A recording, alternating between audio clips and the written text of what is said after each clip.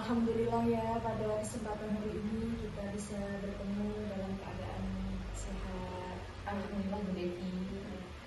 Baik, Bu Tito, hari ini Bu Tito akan melakukan kucing. Betul sekali Bu Devi.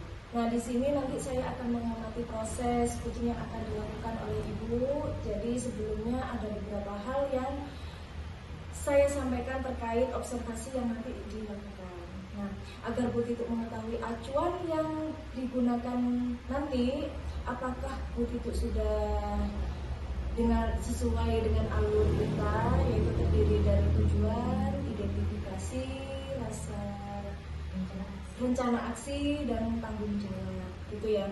Nah, kemudian nanti Ibu apakah sudah memiliki inti dari kucing yang terdiri dari kehadiran temu, mendengarkan aktif dengan teknik rasa, dan mengajukan pertanyaan berbobot, ya, seperti itu. Dan saya harapkan nanti Bu Tito memiliki prinsip sebagai coach dan bagaimana Ibu nanti bisa mengerti, seperti itu. Ya Bu, saya sudah bisa mengerti. Dan itu saja ya, nanti kira-kira apakah ada yang saya bantu dalam proses coaching nanti? Tentu saja Bu, saya ingin Bu Devi membimbing saya nih Bu dalam penerapan alur tirta dari coaching yang saya lakukan. Baik, penerapan alur tirta yang Ibu lakukan nanti, kompetensi apa yang ingin Ibu kembangkan? Sebenarnya 3 kompetensi inti dari proses coaching itu penting sekali untuk dikembangkan dan ditingkatkan ya Bu. Namun saya ingin mengembangkan 2 kompetensi saja dulu Bu, yaitu tentang mendengar aktif dan juga dengan mengajukan pertanyaan yang berbobot. Baik, berarti ada 2 kompetensi yang ingin Ibu kembangkan ya. Yang pertama tadi mendengarkan aktif dan mengajukan pertanyaan yang berbobot. Nah, secara spesifik kompetensi apa yang ingin Ibu kembangkan nanti di dalam proses coaching nanti? Yang ingin saya kembangkan itu lebih kepada mendengarkan aktif dengan menggunakan teknik rasa. Mungkin itu yang perlu saya konsentrasikan gitu Bu. Gitu ya. Nah, lalu ada indikator ketercapaian. Kira-kira kalau ukurnya bagaimana ya Bu ya, yang ingin Ibu lakukan untuk proses coaching tersebut? Oke, ketika proses coaching itu indikator ketercapaian menurut saya ketika saya itu bisa melakukan coaching dengan menggunakan alur tirta Bu. Untuk begitu Bu. Kemudian kompetensi inti yang ingin saya kembangkan juga nampak terlihat sudah baik terlaksana gitu Bu. Dan saya juga bisa memahami terkait prinsip saya sebagai seorang coach gitu Bu. Apakah ada harapan nanti setelah kita observasi? Saya berharap banyak Ibu dari observasi yang udah dilakukan itu bisa memberikan umpan balik yang positif kepada saya sehingga ada peningkatan begitu Bu terhadap keterampilan saya dalam melakukan coaching. Seperti itu ya. Baik ya, semoga nanti selama proses melakukan coaching dengan sebaik-baiknya ya Bu ya, dilakukan dengan sebaik-baiknya dan pelaksanaan berjalan dengan lancar. Ya, Siap Bu, ya. mohon dukungannya Bu. Ya, sama-sama Bu Tito. Assalamualaikum. Waalaikumsalam warahmatullahi wabarakatuh.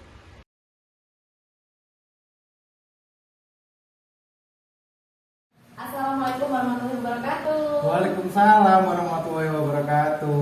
Selamat sore nih Pak Denny. Selamat sore Bu Tito. Gimana kabarnya hari ini? Alhamdulillah sehat akhirnya.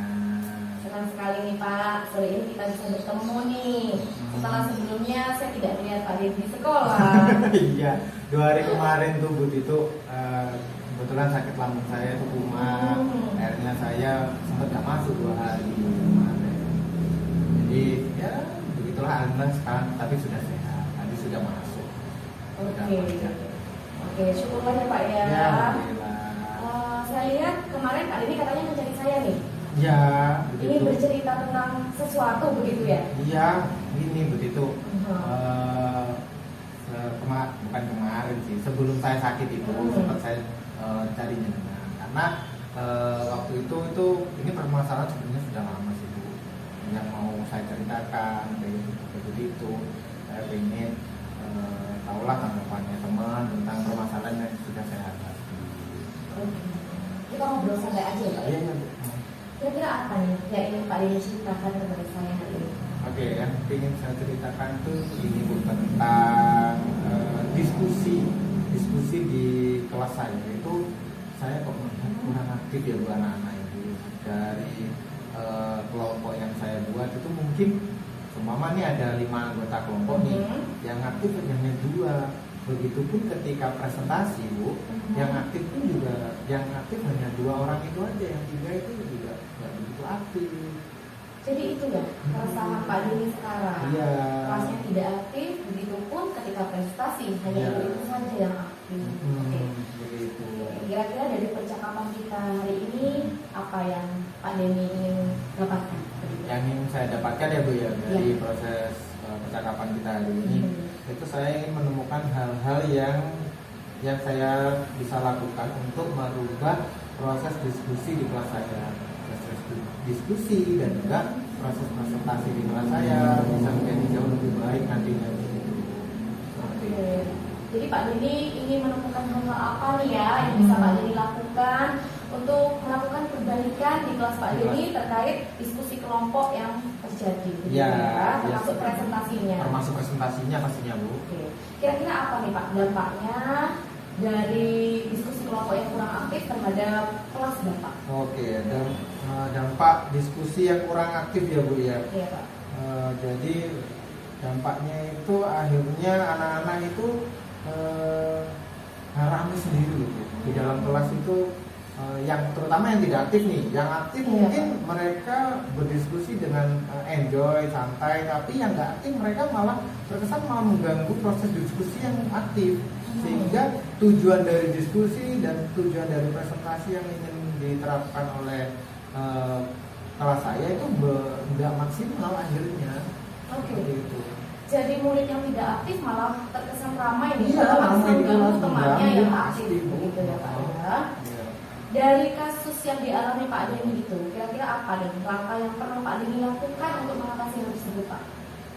Oke, langkah yang saya lakukan ya Bu ya, mungkin yang biasa saya lakukan pastinya kan menegur ya Bu ya. Kalau ada siswa yang rame, apalagi ketika diskusi dilakukan, pasti saya menegur Bu, menegur. Kalau tidak menegur, saya juga mungkin mengajak mereka, memotivasi mereka agar bisa ketika berdiskusi itu bisa aktif, bisa mau mencurahkan segala pendapat atau pikiran mereka ketika berdiskusi, dan juga memotivasi juga Bu ketika presentasi ke depan, karena kan ya, biasanya anak-anak tuh malu loh Bu kalau ke depan tuh biasanya kan malu-malu. Saya tuh biasanya memotivasi mereka, memberikan mereka support sehingga percaya diri mereka itu bisa tumbuh. Nah, tapi yang saya lakukan kok kayaknya belum maksimal, terbukti anak-anak masih tidak beranjak dari zona mereka Bu, seperti itu. Jadi Pak Denny sudah melakukan beberapa hal nih ya. Tadi disampaikan Pak Denny ada 3 hal, termasuk memotivasi, begitu ya Pak, menegur, kemudian juga sudah berusaha untuk membangkitkan percaya diri anak didik Pak Denny. Tapi Pak Denny merasa kok ternyata sudah dilakukan hal tersebut tetapi tidak ada perbaikan. Sehingga Pak Denny bingung langkah apa lagi gitu yang bisa dilakukan. Oke. Jadi menurut Pak Denny nih, kalau menurut pengamatannya ya, penyebab kurangnya partisipasi siswa terhadap diskusi dan presentasi di kelas itu apa saja ya Pak?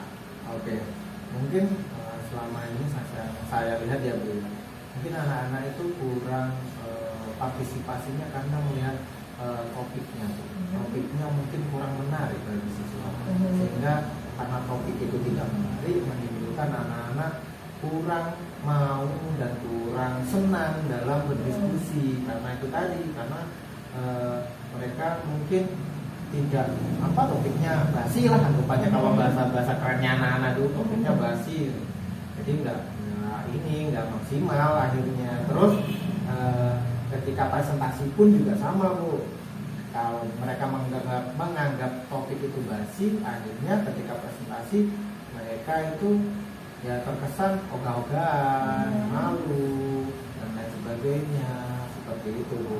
Sehingga menimbulkan keraguan, menimbulkan ketidakberanian ketika presentasi.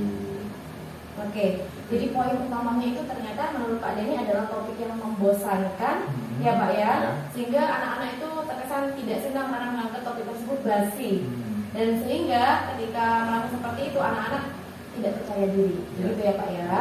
Nah sekarang saya ingin tanya nih sama Pak Denny, Partisipasi siswa yang bagaimana nih yang Pak Denny inginkan ketika berdiskusi?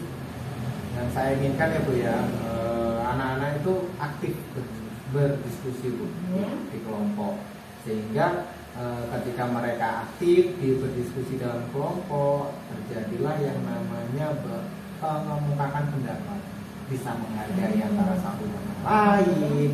Di situ ada proses percaya diri karena mereka mencoba untuk mengemukakan pendapat, mencoba juga untuk mempresentasikan hasil dari diskusi yang mereka buat, dan juga yang pastinya ketika ada seseorang yang mencoba mempresentasi atau mencoba mengemukakan pendapatnya, yang lain harus bisa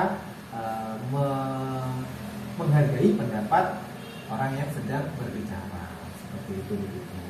Oke, jadi partisipasi siswa yang ideal menurut Pak Denny itu adalah ketika mereka itu bisa aktif, begitu ya Pak ya, dapat saling mengemukakan pendapat, kemudian percaya diri ketika menampilkan presentasi, dan juga ada sisi menghargai temannya, gitu ya Pak ya. Jadi itu yang Pak Denny inginkan. Oke, kalau ada level 1 sampai dengan 10 nih Pak, kira-kira kondisi murid Pak Denny sekarang itu berada di level berapa ya Pak terkait kemampuan partisipasi dalam kelompoknya gitu? Untuk melihat itu mungkin ya Bu ya, dan kalau dinilai nih dari nilai 1 sampai nilai 10, mungkin kalau anak-anak saya itu berada di level 5 sih Bu. Jadi menurut Pak Denny masih berada di level 5? Iya, karena dari kelompok yang sudah saya bentuk dalam kelas itu ya Bu ya, hampir 10 kelas itu yang aktif ya hanya anggota kelompok yang itu saja, yang presentasi juga itu saja, seperti itu begitu. Kalau begitu Pak Denny sebenarnya itu ingin mereka itu berada di level berapa ya Pak? Oke, untuk keinginan saya itu sebenarnya ya nggak mulu-mulu lah Bu, melihat kondisi siswa saya yang mungkin di sekarang itu kondisi 5, saya ingin meningkatkannya ke posisi 7 lah Bu. Jadi step by step gitu. Oke, jadi menurut Pak Denny berada di level 7 itu sudah ada peningkatan begitu? Sudah ada peningkatan dan saya dan nanti akan bertahap begitu ya Pak ya. Oke. Kira-kira apa nih yang bisa Pak Denny lakukan agar murid-murid Pak Denny itu bisa berada pada level yang diharapkan oleh Pak Denny, yaitu di level 7? Oke, mungkin banyak ya Bu yang bisa saya lakukan. Yang pertama pastinya memilih topik diskusi yang menarik buat siswa, sehingga siswa itu tertarik akan diskusi yang akan dihadapi untuk murid-murid sendiri, karena idenya pun juga fresh dan mereka menganggap idenya itu keren. Terus yang kedua, memberikan waktu Bu.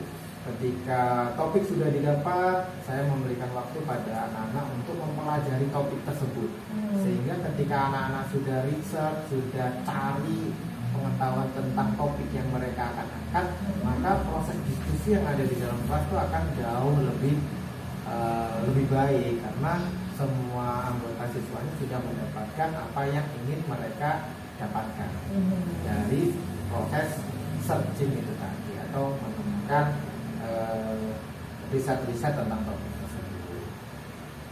Terus yang ketiga, mungkin memotivasi siswa agar lebih aktif dalam diskusi. Jadi memotivasi siswa agar nantinya aktif dalam diskusi. Yang keempat, mungkin memberikan pertanyaan pemantik Bu, agar jalannya proses diskusi itu bisa jauh lebih maksimal. Contohnya memberikan pertanyaan-pertanyaan yang terbuka, yang bisa menimbulkan ide-ide kreatif siswa itu sendiri.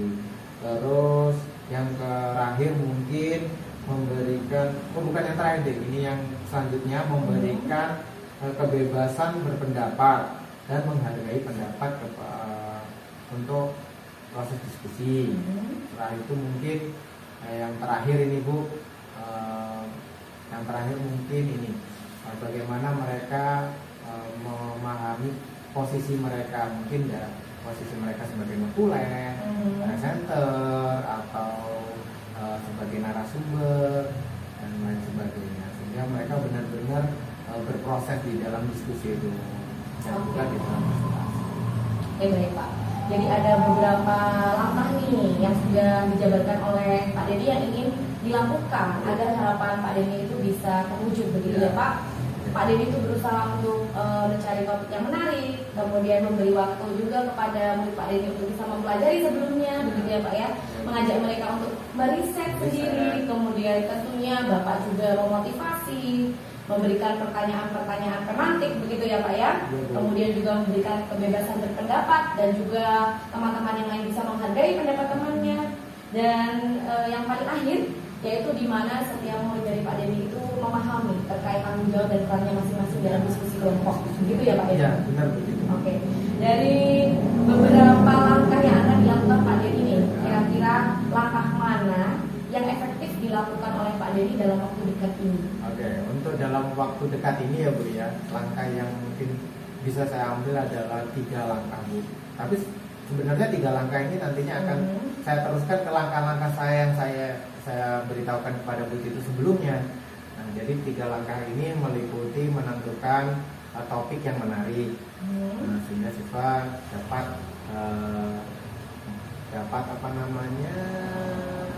dapat berdiskusi dengan lancar dan juga menarik, mereka juga dapat aktif. Terus yang kedua mungkin memberikan waktu untuk riset, untuk mencari inti dari topik yang sudah mereka angkat. Dan yang ketiga pastinya memberikan pertanyaan-pertanyaan pemantik Bu, yang nantinya bisa membuka pengetahuan siswa atau membuka topik-topik yang ingin mereka angkat, ide-ide mereka, ide kreatif mereka bisa terfasilitasi dari pertanyaan-pertanyaan pemantik yang sudah saya buat. Seperti itu begitu. Oke, dari 6 langkah tadi yang dijabarkan oleh Pak Denny dalam waktu dekat ini, Pak Denny akan melaksanakan 3 langkah ya Pak ya, yaitu topik menarik, kemudian membiarkan anak-anak untuk riset atau mencari tentang topik tersebut, kemudian juga akan memberikan pertanyaan yang pemantik agar idenya dan pendapatnya itu dapat terpancing, begitu ya Pak ya. Oke, kira-kira nih Pak, kapan Pak Denny akan melakukan hal tersebut? Oke, untuk kapan mungkin langsung ya Bu ya, besok mungkin bisa saya lakukan. Gaspol ya Pak ya? Langsung saya lakukan. Gercep sekali Pak Karena Denny. saya pinginnya itu dari 3 itu, dari apa yang sudah saya lakukan, kan ini yang saya mau lakukan 3 nih. Kalau semua 3 ini saya lakukan bisa 7, berarti kalau 6 kemungkinan besar bisa lebih dari 7 kan Bu? Jadi ada peningkatan. Pastinya ada peningkatan. Jadi itu yang saya harapkan. Oke. Kira-kira dukungan apa lagi nih yang Pak Denny butuhkan? Oke, untuk dukungan ya Bu ya, mungkin yang pertama mungkin materi ya Bu ya. Materi ketika tentang topik-topik yang menarik atau buku-buku dan lain sebagainya, media-media yang bisa membantu kita untuk mendapatkan topik-topik menarik dan membantu siswa memahami topik-topik itu jadi jauh lebih mudah. Itu yang mungkin menjadi bantuan gitu Bu, untuk proses ini bisa saya lakukan dengan maksimal. Oke, berjalan dengan lancar gitu Ya, ya Pak bisa ya. dengan lancar. Oke. Tidak terasa nih Pak, ternyata kita sudah di akhir sesi. Oke, iya Bu. Dari tadi kita berbincang-bincang ya. Ya. Kira-kira nih sebelum saya menutup akhir sesi, saya ingin bertanya nih sama Pak Denny. Apa yang sudah Pak Denny dapatkan dari perbincangan kita hari ini? Oke, yang saya dapatkan pastinya di awal kan saya tuh bingung mau dari kemarin mau cerita gitu kan, untuk menemukan itu akhirnya saya bisa plong ketika cerita, menemukan hal-hal yang bisa membantu saya meningkatkan proses diskusi yang ada di kelas itu bisa lebih maksimal lagi nantinya. Gitu Bu. Jadi ternyata Pak Denny itu sudah punya potensi gitu ya di dalam dirinya untuk melakukan hal apa, cuma Pak Denny belum sadar, begitu ya Pak ya? Kemungkinan besar seperti itu ya. Semoga proses coaching pada hari ini itu bisa bermanfaat ya Pak untuk kita semua. Mungkin sesi ini bisa kita akhiri ya Pak, Ya, Bu, karena terima sebentar kasih. lagi saya merapat nih Pak. Oke, siap. Oke. Kalau begitu saya akhiri ya Pak ya. Ya Bu, terima kasih. Wassalamualaikum warahmatullahi wabarakatuh. Waalaikumsalam warahmatullahi wabarakatuh. Terima kasih ya Bu Tito. Sama-sama Pak Denny, sehat-sehat Pak. Ya.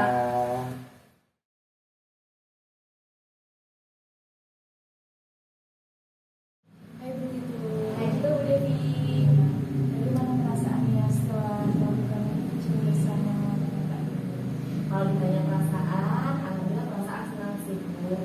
menjadi bagian dari proses Pak Denny untuk mengutarakan keresahan hatinya gitu.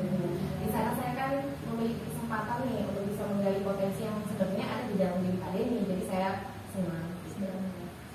Ya, sesuai dengan tadi saya sudah mengamati ya Bu ya, proses percakapan kucing yang dibahas tadi itu kurang lebihnya diskusi ya Bu ya, tentang diskusi siswa yang kurang aktif ya Bu ya, yang dan Bu itu juga sebagai coach ya di sini, dan sudah ada beberapa catatan saya ya yang saya buat. Namun sebelum saya menyampaikan, saya ingin bertanya beberapa hal. Bu ya. Nah, yang pertama, apa yang sudah Ibu lakukan pada saat melakukan coaching yang menjadi indikator pencapaian perkembangan Ibu yang mau dimulai? Oke, yang tadi saya sudah lakukan ya Bu dalam proses coaching, saya merasa saya sudah melakukan proses coaching tersebut dengan menggunakan alur kita Bu. Ya, jadi sudah menuntut begitu menurut saya Bu, mulai dari tujuan, identifikasi, rencana aksi, dan juga saya sudah menanyakan kepada Pak Denny terkait tanggung jawab gitu Bu, komitmen yang diperlukan oleh Pak Denny. Kemudian terkait kompetensi inti yang saya kembangkan tadi ada dua kan ya Bu. Saya mengembangkan tentang mendengarkan aktif dan juga mengajukan pertanyaan gitu. Dari dua kompetensi itu tadi saya berusaha untuk memaksimalkan Bu gitu. Menurut saya sudah terlihat menurut saya Bu. Kemudian terkait prinsip-prinsip sebagai coach, saya sudah berusaha untuk memahami segala prinsip itu Bu, agar saya dapat melakukan coaching dengan baik tadi, begitu menurut saya. Baik Bu Tito ya, sesuai dengan catatan saya, jadi Bu Tito memang di sini sudah menjalin kemitraan di mana saat mengobrol, saat posisi jadi coach dan coach itu sudah setara. Jadi Bu Tito juga melakukan proses kreatif ya, dilihat di sana dengan menggali pertanyaan-pertanyaan sebagai coach mengenali dan menggunakan kemampuan, bakat dan kekuatan mereka ya, sehingga juga memaksimalkan potensi. Begitu juga terkait kompetensi inti yang ingin Bu Tito kembangkan itu sudah dilakukan ya, yaitu mendengarkan dengan aktif sesuai dengan teknik rasa dan mengajukan pertanyaan-pertanyaan yang berbobot. Dan di sini dari catatan saya yang sudah terlaksana dan yang terpenting percakapan yang dilakukan barusan sudah sesuai dengan alur cerita. Baik. Ya. Yang pertama itu adalah yang tadi terlihat sudah tujuannya sudah jelas, identifikasinya juga sudah jelas, rencana aksinya dan tanggung jawabnya. Dan alhamdulillah secara garis besar coaching yang dilakukan begitu bersama Pak Denny sekarang sudah berjalan dengan lancar dan sesuai dengan harapan. Alhamdulillah.